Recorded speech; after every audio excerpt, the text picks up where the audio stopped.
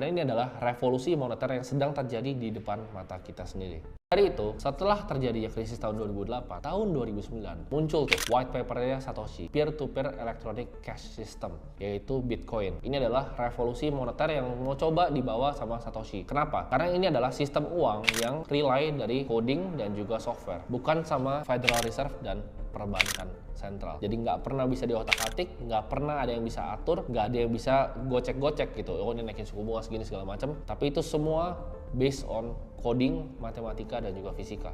Jadi kalau misalnya kalian mau ngerti tentang dunia kripto, kalian harus ngerti dulu tentang dunia uang ya. Mungkin ini gue nggak bisa bahas semuanya di satu video, tapi mungkin akan gue bikin series ya kalau misalnya video ini kalian suka. Karena kalau misalnya gini, kita mau beli kopi deh, itu harganya satu keping emas. Tapi satu keping emas itu value terlalu tinggi untuk secangkir kopi. Jadi yang dilakukan apa? Tercipta bank pertama itu karena kepingan emas itu ya dititipin di bank, terus mereka keluarin note bahwa satu kertas ini menjamin kalian punya 1/10 dari kepingan koin tadi. Ya, jadi 1/10 ini bisa dipakai untuk beli kopi. Karena kalau tukar sama satu keping terlalu banyak kan. Jadi dia bikin ini adalah perjanjian, ini kalian punya 1/10 dari emas kepingan tadi. Itu diciptakan uang kertas tuh pertamanya karena kayak gitu. Karena begitu ini sadar, kayak Henry Ford tadi bilang, bakal ada revolusi besok pagi. Kalau mereka benar-benar tahu nih apa yang gue ngomongin di video ini, bakal ada revolusi besok pagi. Sebenarnya untuk bikin video kayak gini, gue jujur aja ini agak bahaya. Kenapa? Karena ini something yang para orang-orang berkuasa di atas tuh nggak mau kalian tahu, nggak mau kalian pinter, makanya nggak pernah diajarin di sekolah, nggak pernah diajarin di kuliah. Salah satu billionaire crypto, co-founder MakerDAO, itu pernah nge-tweet kayak gini. Jadi jangan pakailah sistem mereka, jangan bayar pajak mereka,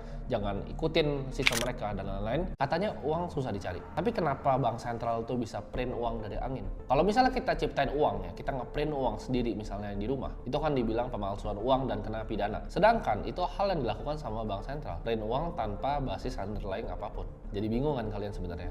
Uang itu cara kerjanya bagaimana? Maka salah satu banker jenius bernama William Peterson itu kasih saran, gimana kita bikin sebuah entitas baru yang terpisah dari pemerintahan, yang bisa pinjemin uang ke pemerintahan dengan uang yang dicetak dari angin. Jadi ini adalah titik mulai lahirnya central banking di dunia. Bank sentral itu memiliki sebenarnya kekuatan di atas politisi manapun, hukum, pemerintahan manapun, bahkan negara. Nah, ini adalah sebuah konsep yang dicoba berkali-kali waktu itu di Amerika. Jadi mereka mau ngambil konsep central banking di Inggris yang diciptakan William Peterson ini untuk dibawa ke Amerika. Tapi ini gagal. Sampai akhirnya ada beberapa banker yang mau mencoba emas atau bahkan kain di zaman 130 BCE China. Jadi waktu itu masih zaman di Cina pakai kain. Tapi akhirnya ini kita menggunakan yang namanya emas. Dulu sempat juga pakai garam. Yang paling lama yang standard test of time itu adalah logam mulia atau emas. Nah, tapi pertanyaannya kenapa dari emas itu bisa berubah ke uang kertas ya? Kenapa dari emas bisa berubah ke fiat?